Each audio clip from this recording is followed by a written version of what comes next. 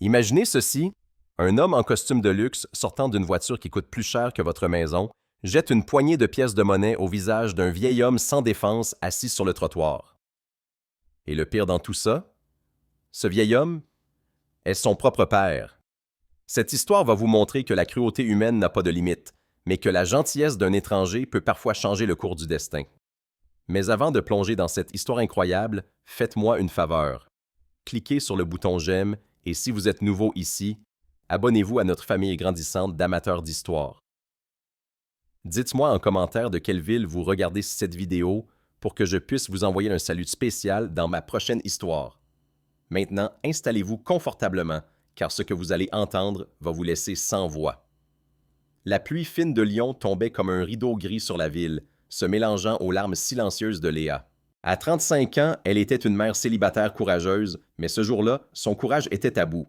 Sa carte bancaire venait d'être refusée à la boulangerie et elle avait dû utiliser ses toutes dernières pièces pour acheter 2 simples sandwichs jambon-beurre.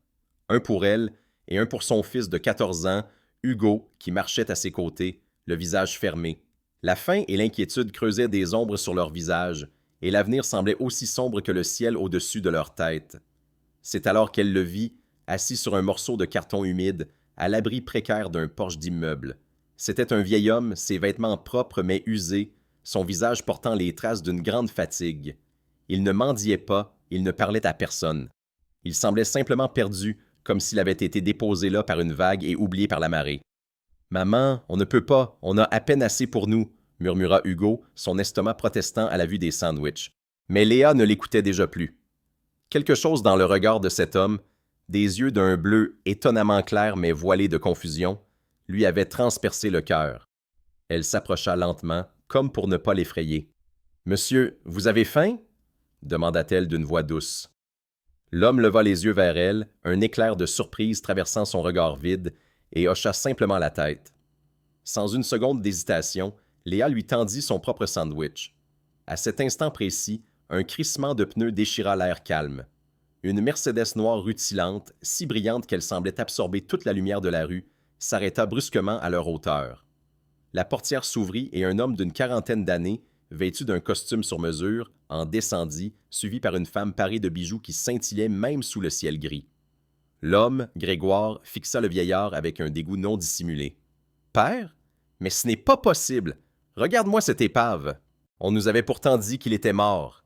Quelle honte absolue! » Sa voix était froide, tranchante comme une lame de rasoir.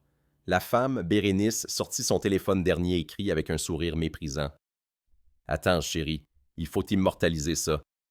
C'est parfait pour mon image. » Elle commença à filmer la scène, zoomant sur le visage confus du vieil homme et sur la main de Léa qui tenait encore le sandwich.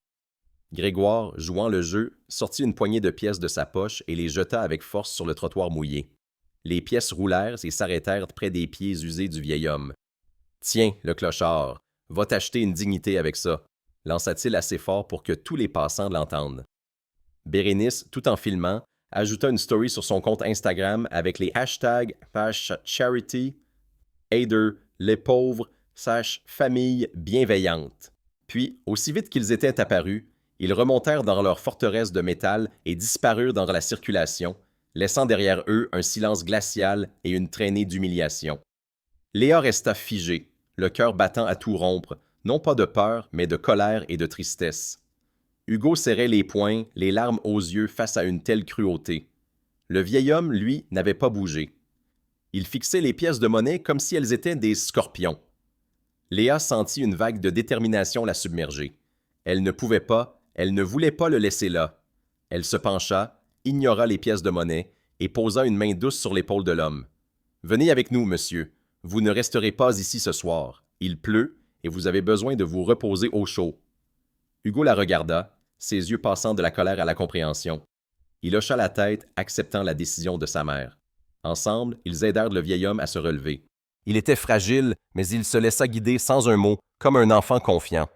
En le guidant à travers les rues mouillées de Lyon, Léa pensait simplement faire une bonne action. Elle croyait avoir recueilli un pauvre homme abandonné, une victime de la vie et d'une famille sans cœur. Elle se disait qu'ils partageraient leur maigre repas, qu'ils dormiraient sur le canapé pour une nuit, et que demain, elle trouverait une solution. Mais ce qu'elle ignorait, Ce qu'elle ne pouvait même pas imaginer dans ses pires cauchemars, c'est que l'homme dont elle tenait le bras n'était pas une victime du destin, mais la clé de son propre avenir. Elle n'avait aucune idée que cet homme, avec son regard perdu et ses vêtements usés, était le fondateur milliardaire de la société même qui s'apprêtait à détruire sa maison et sa vie, et que dans les profondeurs de sa mémoire brisée se cachait un secret qui pouvait soit la sauver, soit la détruire pour de bon. L'appartement de Léa, situé dans le quartier populaire de la Croix-Rousse, était petit, mais il était rempli d'une chaleur que l'argent ne pouvait acheter. Elle installa le vieil homme, qui répondit au nom d'Antoine car c'était le seul souvenir qui semblait flotter à la surface de son esprit confus, sur le canapé usé mais confortable. Hugo, malgré sa méfiance initiale, lui apporta une couverture et un verre d'eau, touché par la dignité silencieuse de l'homme. Pendant qu'Antoine mangeait lentement le sandwich, chaque bouchée semblant lui redonner un peu de vie, Léa regardait par la fenêtre la ville s'illuminer. Elle se sentait bien, malgré le vide dans son estomac et dans son portefeuille. Elle avait fait ce qui était juste. Pendant ce temps, à quelques kilomètres de là, dans une villa somptueuse sur les hauteurs de Fourvière, Grégoire et Bérénice célébraient leur bonne action de la journée. Bérénice, un verre de champagne à la main, faisait défiler les commentaires sur sa story Instagram. « Vous êtes des anges. Quelle générosité. Un exemple pour tous. Regarde, chérie, ils adorent. Notre image de philanthrope est assurée.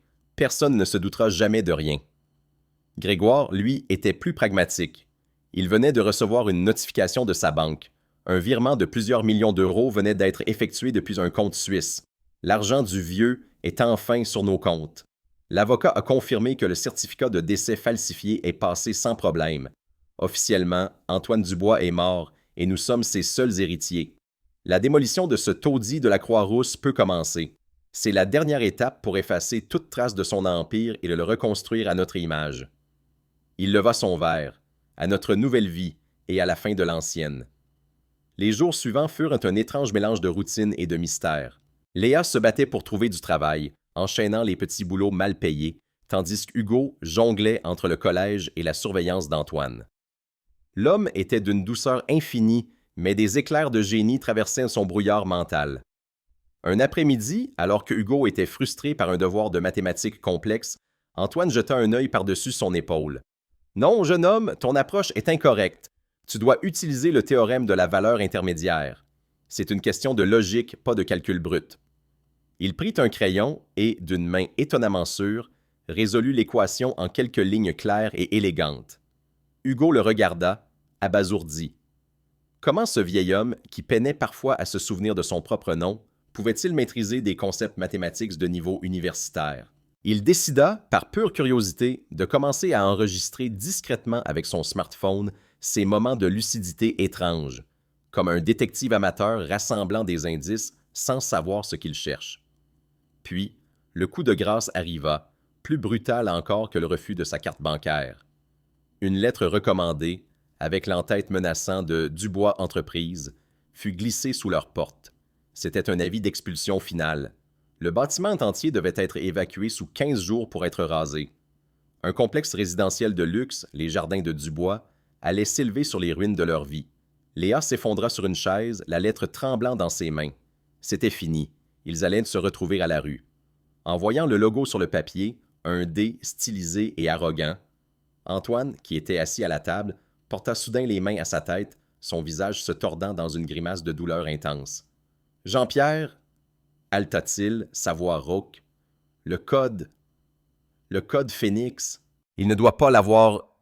Jamais. » Il tomba ensuite dans un silence profond, son regard de nouveau perdu dans le vide, laissant Léa et Hugo avec plus de questions que de réponses. Qui était ce Jean-Pierre? Et que signifiait ce mystérieux code Phénix? La situation empira rapidement. La santé de Léa commença à décliner sous le poids du stress. Elle mangeait à peine pour s'assurer qu'Hugo et Antoine aient assez. Un soir, alors qu'elle nettoyait les vêtements usés d'Antoine, elle sentit quelque chose de dur et de froid cousu à l'intérieur de la doublure de sa vieille veste. Avec précaution, elle décousit la couture et en sortit un petit objet enveloppé dans un tissu. C'était une clé USB en métal brossé, d'une élégance sobre. Par curiosité et avec un sentiment de transgression, elle l'inséra dans le vieil ordinateur portable d'Hugo. La clé n'était pas protégée par un mot de passe. Elle ne contenait qu'un seul fichier, un document PDF nommé « Testament AD ». Le cœur battant, Léa l'ouvrit. C'était un testament. Un vrai, rédigé par un certain Antoine Dubois. Il léguait l'intégralité de sa fortune et de son entreprise, non pas à son fils Grégoire, mais à une fondation caritative, et nommait comme unique exécuteur testamentaire son plus fidèle collaborateur, un homme nommé Jean-Pierre Lemaître. Le document était daté de seulement 3 mois. Léa sentit un vertige la saisir. Antoine, AD, Antoine Dubois. C'était impossible, c'était une coïncidence folle. Et pourtant, tout commençait à s'emboîter. L'expertise financière, les mathématiques, la réaction violente au logo de l'entreprise, le nom de Jean-Pierre. Cet homme doux et perdu qui dormait sur son canapé n'était pas un simple sans-abri. Il était le roi déchu d'un empire, trahi par son propre sang. Une colère froide et déterminée commença à remplacer la peur dans le cœur de Léa. Elle ne se battait plus seulement pour son appartement, elle se battait pour la justice. Elle copia le fichier sur l'ordinateur, remit la clé USB dans la veste d'Antoine et prit une décision. Le lendemain, Dubois Entreprises organisait une grande conférence de presse pour présenter son projet de luxe. Elle irait, et elle ne viendrait pas seule. Elle allait affronter le lion dans sa propre fosse, armée d'une vérité que personne ne pouvait encore imaginer. Elle ne viendrait pas seule. Le lendemain matin, une tension électrique emplissait le petit appartement. Léa avait enfilé sa plus belle robe, une tenue simple mais digne qu'elle réservait pour les entretiens d'embauche. Elle se regarda dans le miroir, le visage pâle mais les yeux brillants d'une détermination nouvelle. Hugo, sentant la gravité du moment, était silencieux. « Maman, c'est dangereux, » dit-il finalement, sa voix d'adolescent se brisant légèrement. « Ces gens, ils sont puissants. Ils peuvent te faire du mal. » Léa s'agenouilla devant lui et lui prit les mains. « Je sais, mon chéri. Mais parfois, dans la vie, il faut se battre pour ce qui est juste, même si on a peur. Je ne peux pas les laisser détruire des vies sans rien dire, surtout pas maintenant. » Elle se tourna vers Antoine, qui était assis calmement, observant la scène avec une étrange lucidité dans le regard. « Antoine, je vais avoir besoin de vous aujourd'hui. Je ne peux pas vous expliquer pourquoi, mais votre présence est essentielle. » L'homme hocha lentement la tête, comme s'il comprenait l'enjeu au-delà des mots. Il se leva, prêt à la suivre. L'arrivée à l'hôtel de luxe où se tenait la conférence de presse fut un choc. Le hall était un océan de marbre poli, de lustres en cristal et de journalistes élégamment vêtus, sirotant du café servi dans des tasses en porcelaine. Léa, avec sa robe modeste et tenant le bras d'un vieil homme aux vêtements usés, se sentit immédiatement comme une tache sur un tableau immaculé. Un agent de sécurité, massif et impassible, leur barra le chemin. « Vos invitations, s'il vous plaît. » La voix était froide, sans appel. Léa sentit la panique monter, mais elle se souvint de la colère qui l'animait. « Nous n'avons pas d'invitation, » répondit-elle d'une voix claire. « Nous sommes des résidents de l'immeuble que Dubois Entreprises s'apprête à démolir. Je pensais que les journalistes ici seraient intéressés par le côté humain de leur projet de luxe. » Une jeune journaliste qui avait entendu l'échange s'approcha, un éclair d'intérêt dans les yeux. « Laissez-les entrer, Marc. C'est exactement le genre de témoignage que je recherche. » L'agent de sécurité, voyant le badge de presse de la journaliste, grogna mais s'écarta, leur permettant de pénétrer dans l'antre du loup. La salle de conférence était bondée. Sur une estrade baignée de lumière, Grégoire et Bérénice présentaient leur projet sur un écran géant. Ils parlaient de vision d'avenir, de progrès architectural et d'opportunités d'investissement uniques. Leur sourire était parfait, leurs mots vides de toute humanité. Bérénice, prenant la parole, ajouta même une touche de fausse compassion. « Nous comprenons que tout changement peut être difficile, mais nous nous engageons à une transition en douceur pour les quelques résidents concernés. » Léa sentit le sang bouillir dans ses veines. Quelques résidents concerned? Elle pensa aux dizaines de familles, aux personnes âgées qui concernent. Elle pensa aux dizaines de familles, aux personnes âgées qui avaient vécu là toute leur vie, aux enfants qui allaient perdre leurs amis et leur école. Quelques résidents. Le mépris dans ces mots était une gifle. C'est à ce moment, alors que la colère menaçait de la faire crier, que Léa sentit une pression sur son bras. C'était Antoine. Il la regardait et pour la première fois, il n'y avait plus de confusion dans ses yeux, mais une lueur froide et calculatrice. Il secoua doucement la tête, un avertissement silencieux. Pas maintenant. Pas ici. Léa comprit. Révéler la vérité ici, sans préparation, serait un suicide. Il serait discrédité, traité de fou, et jeté dehors avant même d'avoir pu prononcer le nom de Jean-Pierre. Elle ravala sa rage, la transformant en une glace dure et tranchante au fond de son cœur. La bataille ne se gagnerait pas par un cri, mais par une stratégie. De retour dans leur petit appartement, l'atmosphère avait changé. La peur avait cédé la place à une concentration intense. Léa et Hugo s'assirent à la table de la cuisine, l'ordinateur portable ouvert sur le testament d'Antoine. « Il nous faut plus de preuves, » dit Léa, sa voix basse et déterminée.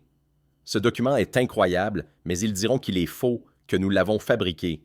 Il nous faut quelque chose qu'ils ne pourront pas nier. » Hugo, qui avait mûri de plusieurs années en quelques jours, hocha la tête. « Leur téléphone, dit-il. Tout est dans leur téléphone, leurs messages, leurs photos. Bérénice poste tout sur Instagram. Chaque restaurant de luxe, chaque voyage, chaque achat, elles se vantent de dépenser l'argent qu'ils ont volé. » Une idée germa dans l'esprit de Léa. C'était risqué, presque fou, mais c'était leur seule chance. Elle se tourna vers Hugo. « Tu te souviens du nom de l'avocat que Grégoire a mentionné? Celui qui a validé le faux certificat de décès? » Hugo fronça les sourcils, se concentrant. Il ne l'a pas dit. Mais attends, sur une des vidéos que j'ai prises d'Antoine, il marmonnait des noms dans son sommeil. Il a dit « Grégoire, trahison, Maître Duval. » Léa sentit son cœur s'emballer. Maître Duval, c'était un début. Le plan était simple et terriblement dangereux. Pendant que Léa chercherait des informations sur cet avocat et tenterait de contacter le mystérieux Jean-Pierre Lemaître, Hugo deviendrait leur espion numérique.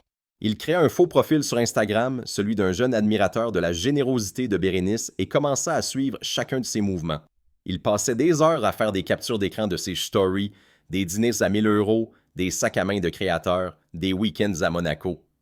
Chaque post était une insulte à la mémoire de l'homme assis silencieusement dans leur salon. Hugo compila tout dans un dossier secret sur son ordinateur, le nommant Projet Phénix, en l'honneur du mot qu'Antoine avait prononcé. Il découvrit même, grâce à la géolocalisation d'une photo, le nom du sanatorium suisse où Bérénice s'était vantée de se reposer, probablement l'endroit même où ils avaient abandonné Antoine. Pendant ce temps, Léa se heurtait à un mur de silence. Le nom de Jean-Pierre Lemaître était introuvable dans les registres publics. Il semblait avoir disparu de la surface de la Terre. Ses appels au cabinet de Maître Duval se soldaient par des réponses glaciales de secrétaires entraînés à repousser les importuns. Le désespoir commençait à la gagner de nouveau. Un soir, alors qu'elle était sur le point d'abandonner, Antoine s'approcha d'elle. Il pointa un doigt tremblant vers l'écran de l'ordinateur où s'affichait le nom de l'entreprise. « La bibliothèque », murmura-t-il. « Mon bureau, derrière le portrait de ma femme, il y a un coffre. Le code est sa date de naissance. » Léa le regarda, stupéfaite. Un autre éclair de génie. Mais comment accéder à son bureau, situé au sommet de la tour Dubois Entreprises? C'était impossible. Pourtant, cette information était une nouvelle pièce du puzzle, une preuve de plus qu'il était bien celui qu'il prétendait être. La chance tourna de manière inattendue. Un matin, en fouillant les forums d'anciens employés de Dubois Entreprises, Léa tomba sur un message posté des années auparavant.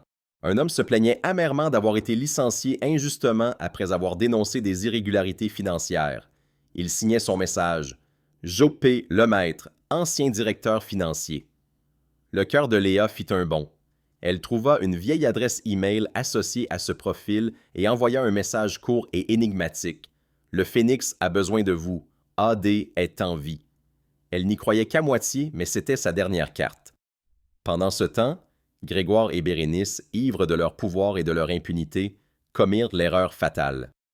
Bérénice, lors d'une conversation téléphonique houleuse avec sa mère, enregistrée par hasard par la caméra de surveillance d'une boutique de luxe où elle se trouvait, se plaignit ouvertement. « Oui, maman, c'est compliqué. On a dû payer une fortune à ce sanatorium suisse pour qu'il le perde dans la nature.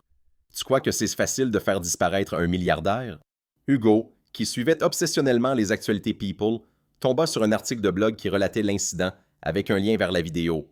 C'était la preuve ultime, l'aveu direct. Le soir même, alors que Léa montrait la vidéo à Hugo, un email arriva.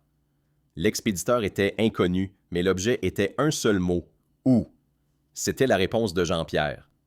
La dernière pièce du puzzle venait de se mettre en place. Léa sentit les larmes monter, mais cette fois, c'étaient des larmes de soulagement et de fureur triomphante. Elle regarda Hugo, puis Antoine, qui semblait sentir le changement dans l'air. Elle avait le testament. Elle avait les preuves des dépenses extravagantes. Elle avait l'aveu filmé de Bérénice, et elle avait maintenant un allié puissant qui attendait ses instructions. Le compte à rebours de leur expulsion continuait de tourner, mais le rapport de force venait de s'inverser de manière spectaculaire. Le moment de la vérité approchait à grands pas, et elle serait prête. La réponse de Léa à Jean-Pierre fut prudente et précise. Elle lui donna une adresse de café anonyme dans le quartier de la Part-Dieu pour le lendemain et un simple code de reconnaissance, un livre à la couverture rouge posé sur la table. Elle passa la nuit à organiser toutes les preuves qu'Hugo et elle avaient rassemblées. Chaque capture d'écran, chaque vidéo, chaque note fut dupliquée et sauvegardée sur une clé USB, puis envoyée sur une adresse e-mail sécurisée qu'elle venait de créer. Elle agissait avec un calme glacial qui la surprenait elle-même. La peur avait été remplacée par une certitude absolue. Ce n'était plus une question de si, mais de quand. Pendant ce temps, dans leur villa, Grégoire et Bérénice, ignorant tout de la tempête qui se préparait, planifiaient de la créer. La peur avait été remplacée par une certitude absolue. Ce n'était plus une question de si, mais de quand. Pendant ce temps, dans leur villa, Grégoire et Bérénice, ignorant tout de la tempête qui se préparait, planifiaient de la touche finale de leur triomphe, une fête de démolition qui aurait lieu dans 2 jours, le jour même de l'expulsion de Léa. Ils avaient invité la presse, des influenceurs et tout le gratin de Lyon pour assister au premier coup de bulldozer symbolique. Bérénice avait même commandé une robe sur mesure pour l'occasion, se vantant sur ses réseaux sociaux que ce serait un événement historique. Leur arrogance était sans limite, et c'est elle qui allait causer leur chute. Le lendemain, Léa se rendit au café, le cœur battant malgré son calme apparent. Elle s'assit à une table isolée et posa le livre à la couverture rouge. Quelques minutes plus tard, un homme d'une 60aine d'années, au visage grave et aux yeux perçants, s'approcha. « Madame Martin ?» demanda-t-il d'une voix basse. C'était Jean-Pierre Lemaître. Sans un mot, Léa lui tendit la clé USB. Il l'inséra dans une petite tablette qu'il sortit de sa mallette. Pendant qu'il parcourait les fichiers, son visage passa de la surprise à l'incrédulité, puis à une fureur contenue. Il leva les yeux de l'écran, et Léa vit des larmes briller dans ses yeux. « Je le cherchais partout, » dit-il, sa voix brisée par l'émotion. Après son accident de voiture, ils m'ont dit qu'il n'avait pas survécu. Ils m'ont présenté un certificat de décès signé par ce maudit Duval. Je savais que quelque chose n'allait pas, mais je n'avais aucune preuve. Vous avez fait ce que je n'ai pas pu faire. Vous l'avez trouvé. Il prit une profonde inspiration, retrouvant son sang-froid. Où est-il? Est-il en sécurité? Léa hocha la tête. Il est avec moi. Il a perdu la mémoire, mais il y a des moments, des éclairs. Jean-Pierre serra les poings. Ils vont payer, pour tout. Leur plan fut élaboré rapidement avec la précision d'une opération militaire. Jean-Pierre avait des contacts, des ressources et une connaissance intime de l'Empire du Bois que Léa n'aurait jamais pu avoir. Il contacta immédiatement une équipe d'avocats réputés pour leur ténacité, leur transmettant toutes les preuves numérisées. Il alerta également un journaliste d'investigation de confiance, lui promettant le scoop de sa carrière. Le jour de la fête de démolition serait le jour du jugement. Pendant que Jean-Pierre mettait en branle la machine judiciaire, Léa et Hugo devaient jouer leur rôle le plus difficile, celui des victimes vaincues. Ils devaient laisser Grégoire et Bérénice croire qu'ils avaient gagné. La veille de l'expulsion fut le point culminant de leur humiliation. Grégoire et Bérénice, dans un acte de cruauté suprême, décidèrent de venir en personne pour superviser les préparatifs de leur fête. Ils arrivèrent devant l'immeuble décrépit, suivis par une équipe de tournage qu'ils avaient engagée pour leur propre documentaire. Ils trouvèrent Léa et Hugo en train de mettre leurs maigres possessions dans des cartons sur le trottoir. Bérénice s'approcha, un sourire venimeux aux lèvres. « Alors, on déménage? J'espère que vous avez trouvé un joli pont sous lequel dormir. C'est plus dans vos moyens, n'est-ce pas? » Elle fit un geste vers son caméraman. « Filmez-moi ça. Je veux qu'on voit bien le contraste entre leur misère et notre projet magnifique. » Grégoire, lui, s'adressa à Hugo. « Alors, le petit génie, tu as fini de jouer les détectives? Tu vois ce qui arrive quand on se mêle des affaires des grands? On finit à la rue. C'est une bonne leçon pour toi. » Il lui donna une petite tape condescendante sur la joue. Léa sentit la rage monter en elle, si puissante qu'elle crut qu'elle allait exploser.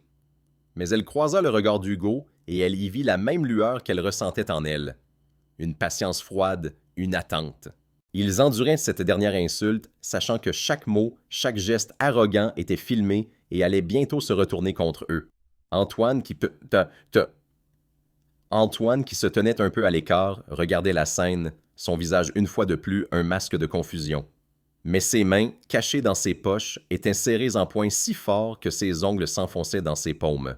Léa se contenta de baisser la tête, jouant le rôle de la femme brisée. « S'il vous plaît, laissez-nous au moins finir en paix », murmura-t-elle, sa voix pleine d'une fausse résignation.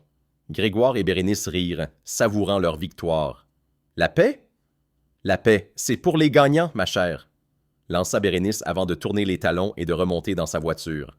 Cette nuit-là, l'appartement semblait vide et froid.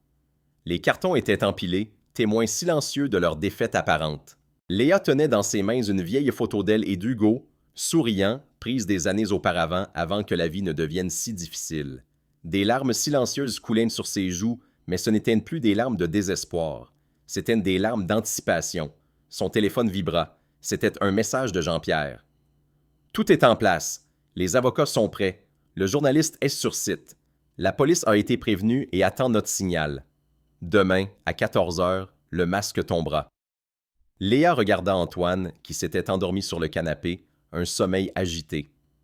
Elle posa une main sur son front. Demain, il ne serait plus un vieil homme perdu. Demain, le monde entier se souviendrait du nom d'Antoine Dubois. Demain, ils apprendraient tous qui il était vraiment. Et la justice, enfin, serait rendue. Demain, ils apprendraient tous qui il était vraiment. Et la justice, enfin, serait rendue. L'aube se leva sur Lyon, projetant une lumière pâle et hésitante à travers la fenêtre de l'appartement vide. Pour Léa, cette lumière n'était pas celle d'un jour de défaite, mais celle du premier jour du reste de sa vie. Elle n'avait pas dormi. La nuit avait été consacrée aux derniers préparatifs, une chorégraphie silencieuse et précise orchestrée avec Jean-Pierre via des messages cryptés. Chaque pièce du puzzle était maintenant en place. Le dossier numérique complet, baptisé Projet Phoenix, était hébergé sur plusieurs serveurs sécurisés. Une copie était entre les mains de l'équipe d'avocats, une autre attendait sur l'ordinateur portable du journaliste d'investigation, prête à être publiée au signal convenu. Hugo, avec une compétence technique qui stupéfiait Léa, avait même préparé un script pour diffuser en direct sur plusieurs plateformes simultanément, utilisant un simple smartphone dissimulé. Il n'avait qu'une seule chance et chaque détail devait être parfait. Léa regarda Antoine qui venait de se réveiller. Il semblait plus présent, plus conscient que jamais. Il ne parlait toujours pas beaucoup, mais dans ses yeux, elle voyait une intelligence aiguë qui observait tout, qui comprenait tout. Pendant ce temps, dans leur somptueuse villa, Grégoire et Bérénice se réveillaient dans des drops de soie égyptienne, le sourire aux lèvres. Pour eux, c'était le jour de leur couronnement. La fête de démolition était l'aboutissement de leur plan mâche aigu qui observait tout, qui comprenait tout. Il ne se souvenait peut-être pas de son passé, mais son instinct, aiguisé par des décennies de batailles commerciales, sentait que l'heure de la confrontation était proche. Pendant ce temps, dans leur somptueuse villa, Grégoire et Bérénice se réveillaient dans des draps de soie égyptienne, le sourire aux lèvres. Pour eux, c'était le jour de leur couronnement. La fête de démolition était l'aboutissement de leur plan machiavélique. Bérénice passait des appels à son styliste, s'assurant que sa robe serait parfaitement assortie au ruban qu'elle couperait. « Je veux que tout soit parfait », disait-elle au téléphone. « Les caméras seront braquées sur nous. C'est le début de la dynastie Dubois, version 2.0. » Grégoire, de son côté, était en conférence téléphonique avec ses banquiers suisses, finalisant le transfert des derniers actifs de son père vers des paradis fiscaux. Il se sentait invincible, intouchable. Il jeta un œil à son téléphone et vit une notification d'un de ses contacts à la mairie. « Le permis de démolition est définitif. Aucune opposition enregistrée. La voie est libre. » Il sourit. La pauvre folle et son gamin n'avaient même pas tenté de se battre. Ils étaient brisés, comme ils l'avaient prévu. Le plan de Jean-Pierre était d'une simplicité redoutable. Il ne s'agissait pas d'empêcher la fête, mais de l'utiliser comme une scène. La presse, les invités de marque, les caméras. Grégoire et Bérénice avaient eux-mêmes créé le tribunal public parfait pour leur propre procès. L'équipe d'avocats avait préparé une injonction d'urgence pour geler tous les actifs de Grégoire, prête à être déposés au tribunal au moment exact où le direct commencerait. Le journaliste d'investigation, se faisant passer pour un membre de la Press People, avait déjà installé une caméra supplémentaire, pointée non pas sur la scène, mais sur les visages des invités, pour capturer leurs réactions. Jean-Pierre, lui, arriverait en dernier, au moment le plus dramatique, non pas en tant qu'allié de Léa, mais en tant que Jean-Pierre Lemaître, l'exécuteur testamentaire légitime d'Antoine Dubois, avait en sa possession le testament original qu'Antoine lui avait confié des mois avant son accident. À midi, Léa, Hugo et Antoine quittèrent l'appartement pour la dernière fois. Ils n'emportaient rien, juste un petit sac à dos contenant une bouteille d'eau, le téléphone qui allait servir de détonateur et la vieille photo de famille. En descendant l'escalier, ils croisèrent leurs voisins, des visages marqués par la tristesse et la résignation.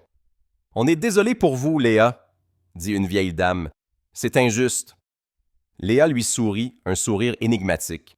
« Ne vous inquiétez pas, Madame Dubois. Parfois, les choses ne sont pas ce qu'elles semblent être. » Dehors, l'ambiance était surréaliste.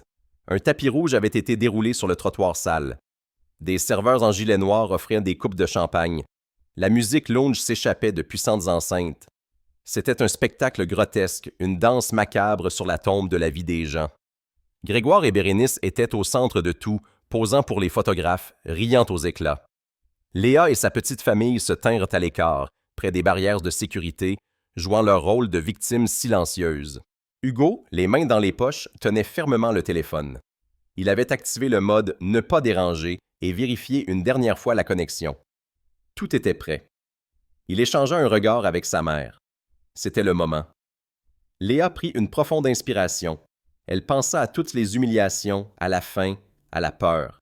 Elle pensa à la gentillesse d'Antoine et à la cruauté de son propre fils. Cette force, née de l'injustice, la submergea. Elle n'était plus une victime.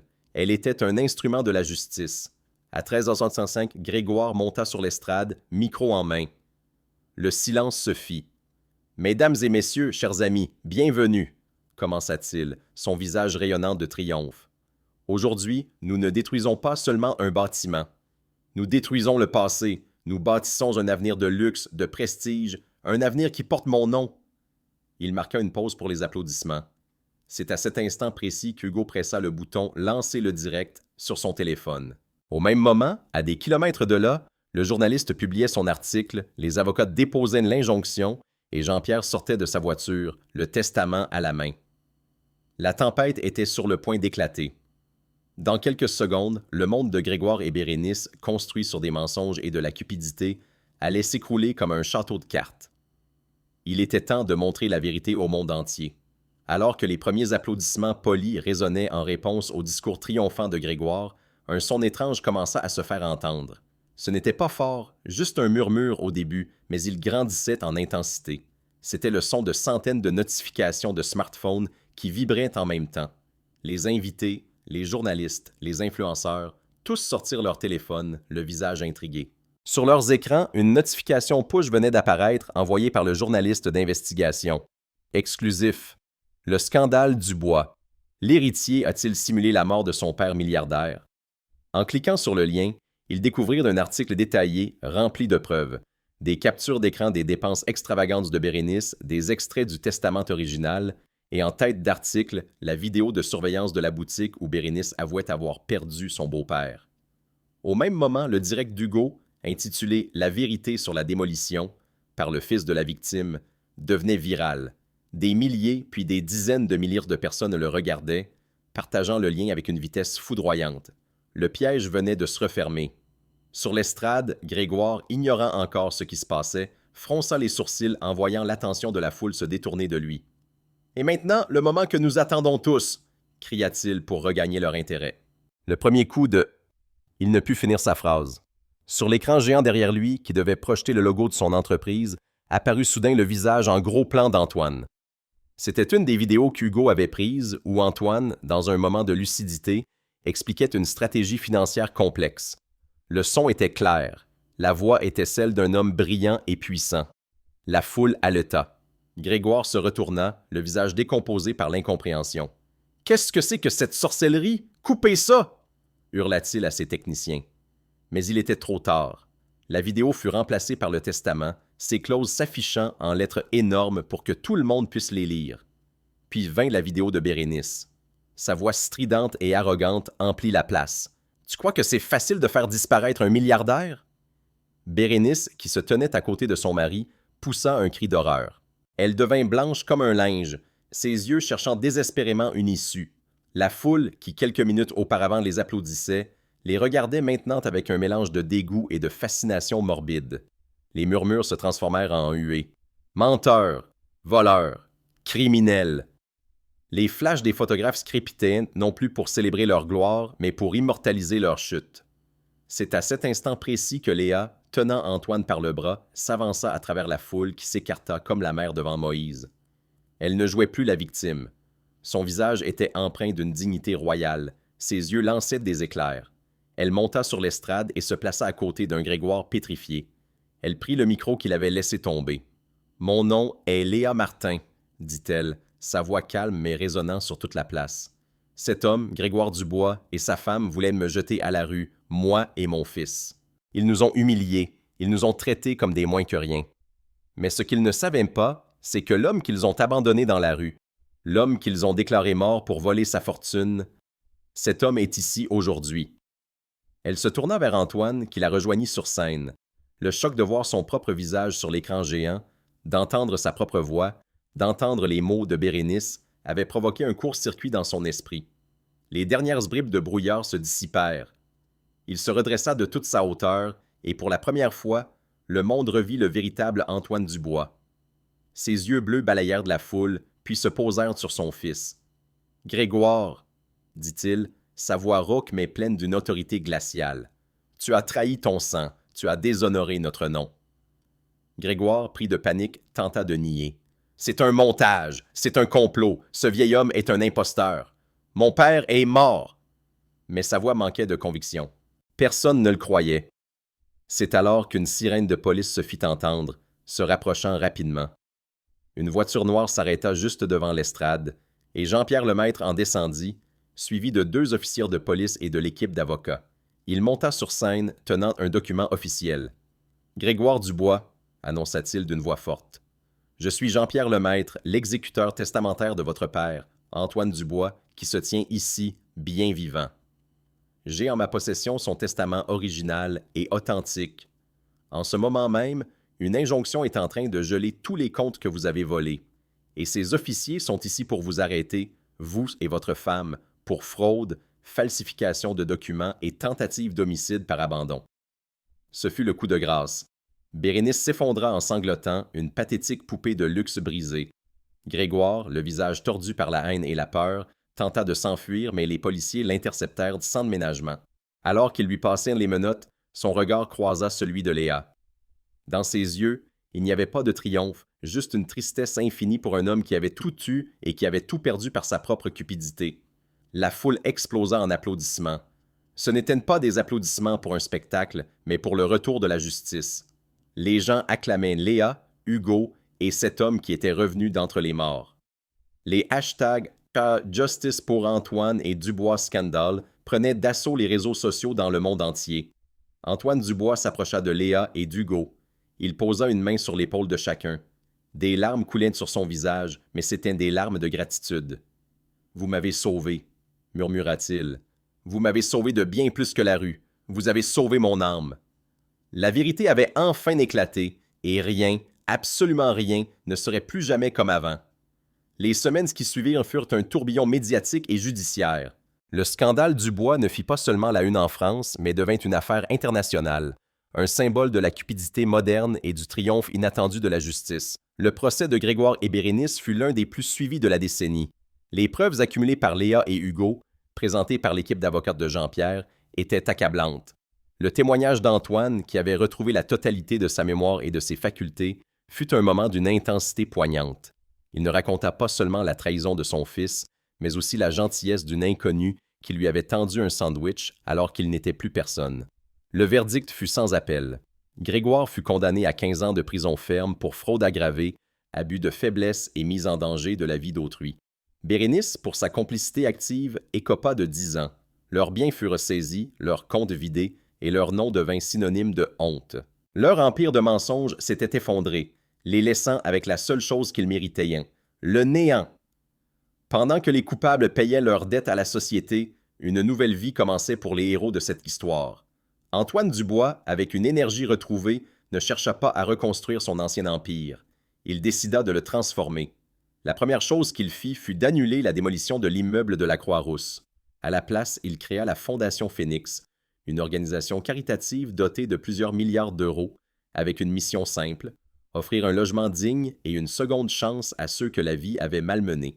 Et il nomma Léa Martin à sa tête, avec un salaire et des responsabilités qui dépassaient de ses rêves les plus fous. Léa, qui peinait à payer son loyer quelques semaines plus tôt, se retrouva à gérer des projets immobiliers sociaux à grande échelle, apportant son empathie et son expérience de la précarité pour s'assurer que chaque décision soit humaine et juste. Hugo, quant à lui, devint une sorte de célébrité discrète. Son projet Phoenix fut étudié dans les écoles de journalisme comme un cas d'école de l'investigation citoyenne. Il reçut une bourse complète d'Antoine pour étudier dans la meilleure université de technologie du monde, mais il refusa poliment. Il préféra rester à Lyon, près de sa mère, et utilisa une partie des fonds pour créer une application mobile qui met en relation des personnes dans le besoin avec des associations locales, une plateforme simple et efficace pour que plus personne ne se sente invisible. Antoine, voyant la sagesse et la maturité du jeune homme, devint son mentor et son plus grand admirateur. L'homme qui avait perdu un fils en avait trouvé un autre, non par le sang, mais par le cœur. La transformation la plus touchante fut celle d'Antoine lui-même. Il vendit sa somptueuse villa de Fourvière et s'installa dans un appartement confortable mais modeste, dans le même immeuble que Léa, celui qu'il avait sauvé de la destruction. Il passait ses journées à travailler pour sa fondation, mais ses soirées étaient consacrées à sa nouvelle famille. On le voyait souvent au parc, jouant au football avec Hugo, ou aidant Léa à préparer le dîner, riant aux éclats. Il avait découvert que la vraie richesse n'était pas dans les bilans financiers, mais dans ces moments simples et précieux. L'histoire de leur combat inspira un documentaire primé et un livre qui devint un best-seller international. Netflix leur proposa même de produire une série, mais ils déclinèrent, préférant vivre leur vie, loin des projecteurs, savourant leur paix durement gagnée. Aujourd'hui, 3 ans plus tard, si vous vous promenez dans le quartier de la Croix-Rousse, vous ne verrez plus un immeuble décrépit menacé par les bulldozers. Vous verrez un bâtiment magnifiquement rénové avec des balcons fleuris et une plaque dorée près de l'entrée. Résidence Le Phénix, là où l'espoir renaît. C'est un symbole vivant qui rappelle à toute la ville que même dans les moments les plus sombres, la lumière de la vérité peut percer. Elle nous enseigne que l'on ne doit jamais juger quelqu'un sur son apparence, car un clochard peut être un roi et une mère célibataire peut avoir la force d'une armée. Et surtout, elle nous prouve que la patience et le courage, même face à une injustice écrasante, finissent toujours par être récompensés. Cette histoire nous rappelle que la justice existe encore dans ce monde. Quelles leçons avez-vous tirées de ce récit? Partagez vos réflexions dans les commentaires ci-dessous. Nous adorons lire vos pensées et vos propres expériences. Et devinez quoi? Une autre histoire bouleversante arrive dans quelques jours, encore plus dramatique et inspirante que celle-ci. Alors, si ce n'est pas déjà fait, assurez-vous de vous abonner à cette chaîne et d'activer la cloche de notification pour être le premier à la découvrir dès sa mise en ligne. Si cette histoire vous a ému, n'oubliez pas de cliquer sur le bouton « J'aime ». Cela nous aide énormément à faire découvrir ces récits de justice à d'autres personnes qui en ont besoin. Et surtout, partagez cette vidéo avec vos amis et votre famille, car on ne sait jamais qui a besoin d'entendre ce message d'espoir aujourd'hui. Parfois, une seule histoire peut changer la perspective de quelqu'un sur la vie. Merci infiniment d'avoir suivi ce voyage émotionnel avec nous. À très bientôt pour une nouvelle histoire qui vous touchera droit au cœur.